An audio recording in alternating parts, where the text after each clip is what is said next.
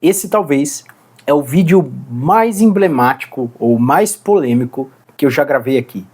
E a ideia é chamar a sua atenção mesmo para uma coisa que tem servido de escândalo para nós evangélicos e que muitas pessoas têm utilizado para o engano das massas. E é lógico que eu estou falando sobre a questão do dízimo, que tem sido alvo de ataques não só por pessoas que estão dentro das igrejas, mas também pelos de fora. Inclusive, muitos líderes cristãos, abre aspas para cristãos, tá? Têm se servido de grandes falácias que têm se sustentado ao longo de décadas para tirar dinheiro do bolso dos fiéis.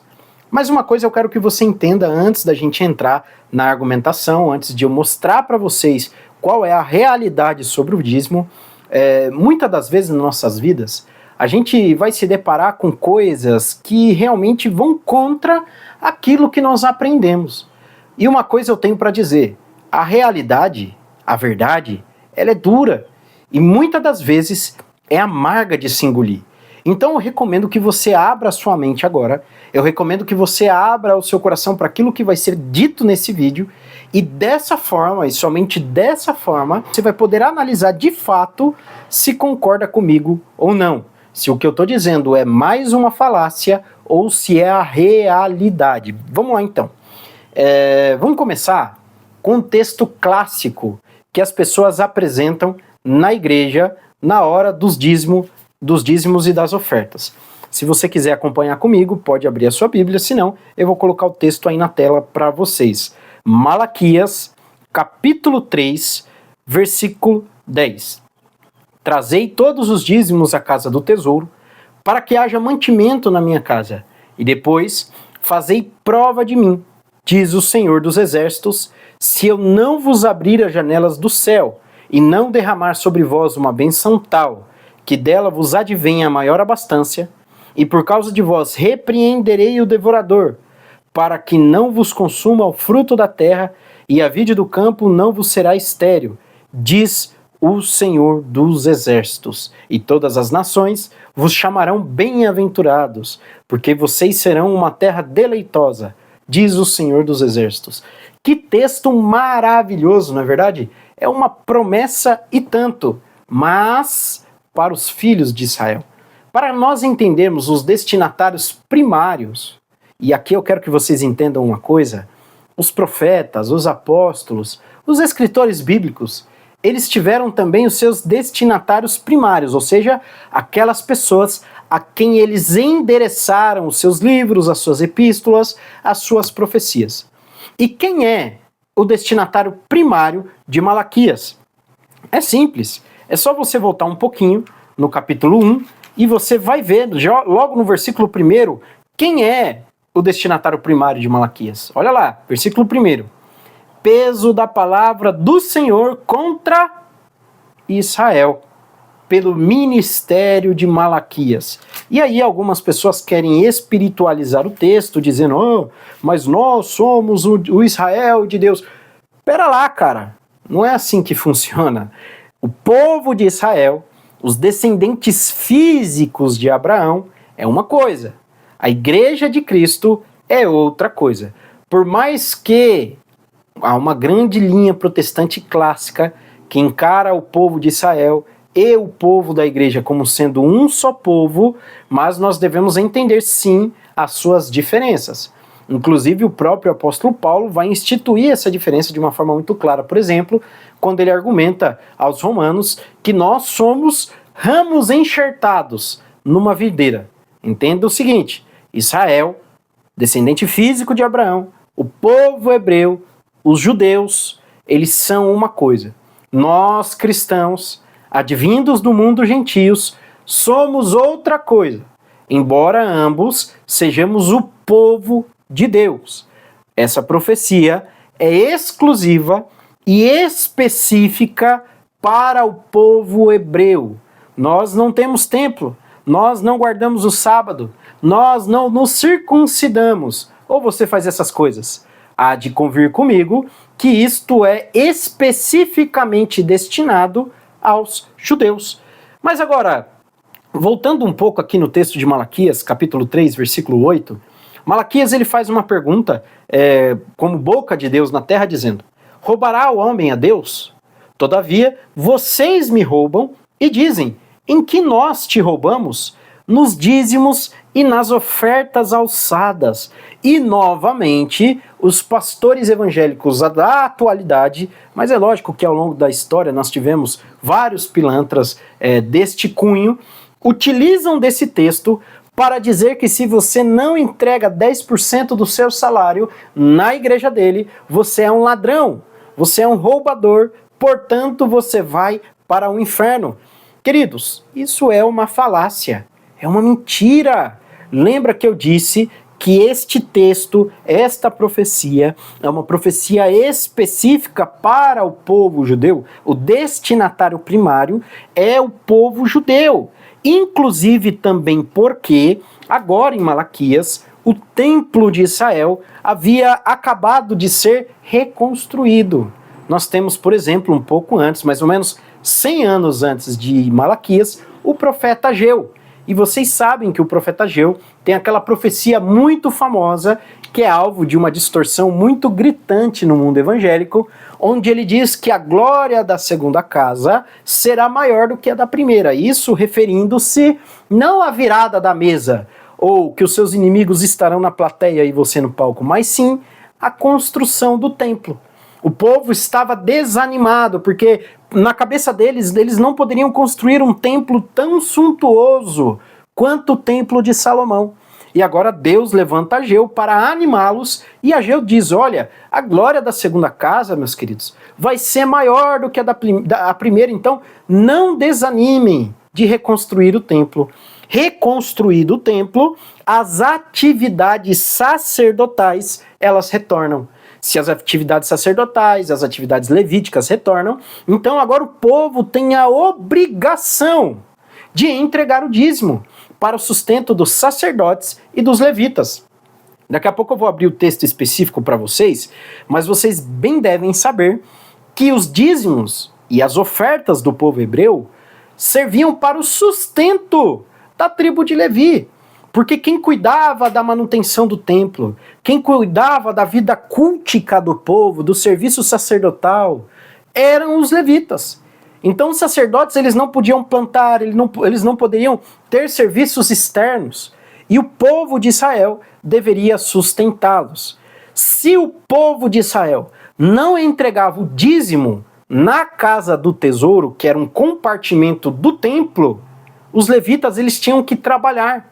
Se os levitas eles tivessem que trabalhar, a vida cultica, o templo seria abandonado, ele seria largado às traças, ele ficaria totalmente velho. Então qual seria o sentido de reconstruir um templo? Não haveria mais vida cultica entre o povo, não haveria mais possibilidade de sacrifício, não haveria mais o dia da expiação e todas as leis de Deus seriam profanadas. Então o dízimo aqui, nesse caso específico, não é somente o dízimo, mas são as demais coisas também, porque sem o dízimo, o sacerdote não trabalha no templo. Se o sacerdote não trabalha no templo, o povo não oferece sacrifício, não tem o dia da expiação, não tem as festas judaicas que decorriam em torno do templo e dependiam das atividades levíticas para ocorrerem. Então, por este motivo, Deus estava enfurecido. E por esse motivo, por ser uma lei para o povo hebreu, Malaquias estava dizendo que o povo estava roubando a Deus. Mas vamos lá. Números capítulo 18, meus caros. Do versículo 21 ao versículo 24. Eu vou ler para vocês e também vou colocar na tela aí. E eis que aos filhos de Levi, ou seja, a tribo de Levi, tenho dado todos os dízimos em Israel por herança, pelo seu ministério que exercem, o ministério da tenda da congregação, ou seja, eles estavam responsáveis por fazer todo o serviço no templo, mas à época aqui na tenda da congregação, ou seja, eles desmontavam a tenda, eles transportavam ela, inclusive também a Arca da Aliança, eles limpavam tudo, eles faziam tudo o que era necessário para que a vida cultica funcionasse. Versículo 22. E nunca mais os filhos de Israel se chegarão à tenda da congregação para que não levem sobre si o pecado e morram, ou seja, o serviço na tenda, o serviço no templo não era para qualquer um, mas somente para os levitas. Lembrando que até este momento, o povo hebreu era um povo nômade. Eles assumiram o sedentarismo, ou seja, deixaram de vagar pela terra e se estabeleceram em terras específicas a partir do livro de Josué, onde Deus, por meio de Josué, faz com que o povo conquiste a terra. Indo adiante, versículo 23. Mas os levitas administrarão o ministério da tenda da congregação, e eles levarão sobre si a sua iniquidade. Pelas vossas gerações, estatuto perpétuo será. Então, Deus está dizendo, é um estatuto perpétuo. Para sempre os levitas ficarão responsáveis pelo serviço no templo. E no meio dos filhos de Israel, nenhuma herança herdarão. Então, novamente, se nós formos para o livro de Josué também, aqui no livro de Números, o povo de Levi, a tribo de Levi, eles não herdaram nenhuma terra, nenhuma posse, nenhum campo na terra de Canaã. Então eles dependiam única e exclusivamente dos dízimos e das ofertas. A sua vida, a sua subsistência viria dos dízimos e das ofertas. Versículo 24. Porque os dízimos dos filhos de Israel, que oferecerem ao Senhor em oferta alçada, tenho dado por herança aos levitas, porquanto eu lhes disse, no meio dos filhos de Israel, nenhuma herança herdareis. Meus queridos, então esta, aqui em Números, é a instituição do dízimo para o povo hebreu. Eles eram responsáveis para o sustento, ou pelo sustento, da tribo de Levi. Inclusive, vale ressaltar aqui neste vídeo que hoje nós não temos levitas. Ainda que alguns cristãos, alguns crentes aí dizem que os cantores são levitas, eles não são levitas, meus queridos. Eles são músicos, cantores, musicistas, mas não são levitas. Eles não são da tribo de Levi e eles não fazem serviço no templo de Israel. Lembrando também que os salões onde as igrejas evangélicas se reúnem para culto não são templos, tá? O cristianismo não tem templo. O cristianismo bíblico não tem templo, tá? Isso aqui é um princípio fundamental e você vai ver o próprio Jesus trazendo esse princípio lá em João capítulo 4, onde ele, respondendo à pergunta da mulher cananeia, diz: não é nem neste monte, nem em Jerusalém o lugar onde deveis adorar, ou seja, não temos lugar, não temos templo. Onde a igreja se reúne é o lugar de adoração a Deus. E alguém pode me dizer: ah, Christian, mas o dízimo, ele é anterior à lei, porque Abraão deu dízimo ao Melquisedeque. Meus queridos, sustentar o dízimo com essa passagem de Gênesis 14 é igual tentar sustentar o pastorado feminino com o fato de Raquel ser pastora de ovelhas. Uma coisa não tem a ver com a outra, meus caros. Primeira coisa, Gênesis capítulo 14, beleza. Nós vamos ver uma guerra onde Ló, o sobrinho de Abraão, mas o texto vai dizer que é irmão de Abraão pela proximidade entre os dois, foi sequestrado. E Abraão, ele sai em busca de Ló. E ele recupera Ló, derrotando aqueles homens. E ele consegue um grande espólio de guerra. Não se esqueçam disso. Abraão conseguiu um grande espólio de guerra. Ele saqueou os derrotados. E quando ele retorna ao seu local de origem, ele vai se deparar com Melquisedeque, que era sacerdote do Deus Altíssimo e rei de Salém. E Melquisedeque, ele vai abençoar Abraão. Abençoar Abraão. E por conta da vitória de Abraão, do sucesso de Abraão nessa peleja, e também da bênção de Melquisedeque sobre Abraão, Abraão ele vai dar o dízimo das coisas que ele conseguiu nessa batalha.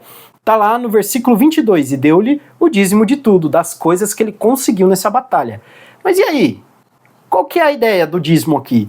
Entendam o seguinte, aqui não havia hebreus no sentido israelita, não havia lei levítica, não havia lei mosaica, não havia culto israelita neste momento. Nós tínhamos Abraão e diversos povos pagãos. Mas a cultura do dízimo, o hábito de dizimar, era um hábito comum nas religiões pagãs, meus queridos. Tanto em Canaã, quanto na Mesopotâmia, no Egito. É só você dar uma pesquisadinha que você vai ver isso. Então, quando Abraão dizima, ele está praticando um costume que lhe era comum. Não somente a ele, mas a todas as tribos em redor. aos povos em redor, aos seus deuses pagãos, eles pagavam os dízimos. Então era uma prática comum. Agora Abraão conhece o Deus verdadeiro, lembra lá, que Deus ele chama Abraão, ele ainda não havia se apresentado a Abraão, ele disse a Abraão, sai da tua terra, do meio da tua parentela, e vai para a terra que eu te mostrarei. Deus ainda não havia se revelado plenamente a Abraão. Mas Abraão sabia, olha, tem um Deus verdadeiro, como que eu vou cultuar esse Deus? Tinha Bíblia? Tinha lei levítica? Não. Então eu vou cultuar da maneira que eu sei, eu vou pagar o dízimo a ele, eu vou honrá-lo com os meus bens. Agora, só abrindo um parênteses aqui, eu não quero que vocês confundam as coisas. Eu não estou dizendo, meus caros, que eu sou contra o dízimo, ou que eu sou contra as ofertas na igreja. Não é isso. Eu sou contra a mentira. Eu vou até me aproximar da câmera aqui. Eu sou contra a mentira. Eu sou contra a palhaçada. Eu sou contra o pastor dizer que se você não der dízimo, você vai para o inferno. Se o teu pastor diz isso, saia dessa igreja. Se o seu pastor diz que é pecado ficar sem dar dízimo, saia dessa igreja, porque não é assim que funciona. Inclusive, eu vou mostrar mais um texto para vocês que os defensores da mentira utilizam para argumentar em favor desse tipo de coisa. Mateus capítulo 23, versículo 23. Ai de vós, escribas e fariseus hipócritas, pois vocês dão o dízimo da hortelã, do endro e do cominho, e desprezais o mais importante da lei, o juízo, a misericórdia e a fé. Deveis, portanto, fazer essas coisas e não omitir aquelas. Ou seja, Jesus, ele até elogia os fariseus pelo fato deles darem os dízimos. Só que não se esqueçam do seguinte, meus caros, os fariseus não eram gentios, os fariseus eram judeus. Assim como Jesus, assim como os profetas, eles eram judeus, e naquela altura do campeonato, nós tínhamos em Jerusalém o famoso Templo de Herodes. Então era comum que eles dessem o dízimo. Inclusive, o dízimo ele acaba no ano 70 depois de Cristo, com a destruição do templo em Jerusalém. Então até hoje, os judeus ortodoxos, eles não separam o dízimo. Não tem aonde dar. Eles podem dar uma oferta à sinagoga, para a subsistência da sinagoga, ou até mesmo do rabino, mas o dízimo não existe nem entre os judeus. Então não tem como seu pastorzinho dizer para você que se você dá o dízimo, ou se você não dá o dízimo, você vai para o inferno. Outro sim. Segundo aos Coríntios, capítulo 8, eles gostam de utilizar também, quando o apóstolo Paulo conclama os cristãos de Corinto a entregarem ofertas para ajuda humanitária. Entendam, meus queridos, o apóstolo Paulo, em 2 aos Coríntios, capítulo 8, não está falando de dízimo. Ele não está falando do devorador. Ele não está falando do cortador e nem do migrador. Ele está falando de prontidão de vontade, da lei da semeadura, e ele não está estipulando o valor. E outra, não era para comprar lustre de 10 mil reais, não era para comprar telão de 50 mil reais, não, meus queridos. Aquela ajuda em Coríntios 8, em 2 aos Coríntios 8, era uma ajuda humanitária para os cristãos da Judéia. Então, entenda bem, analise os contextos bíblicos, porque é o contexto quem decide o sentido do texto. Não adianta o pastorzinho querer forçar o sentido do texto, porque não cola não. Não cola não. Você não precisa acreditar no que eu estou falando. Analise os textos, analise os princípios, entenda bem. Por isso que lá no começo do vídeo eu disse, abra o seu coração para você analisar a minha argumentação hoje. Dessa forma, você vai conseguir compreender aquilo que eu estou dizendo. Fechou, meus queridos? Então fica assim, comenta aí, não deixa de compartilhar. Se você discordar de mim, fala aí nos comentários, me corrija se você acha que eu estou errado. Agora, se você concorda, não deixa de se inscrever, não deixa de compartilhar e não deixa de comentar também. Fechou? Tamo junto, até uma próxima.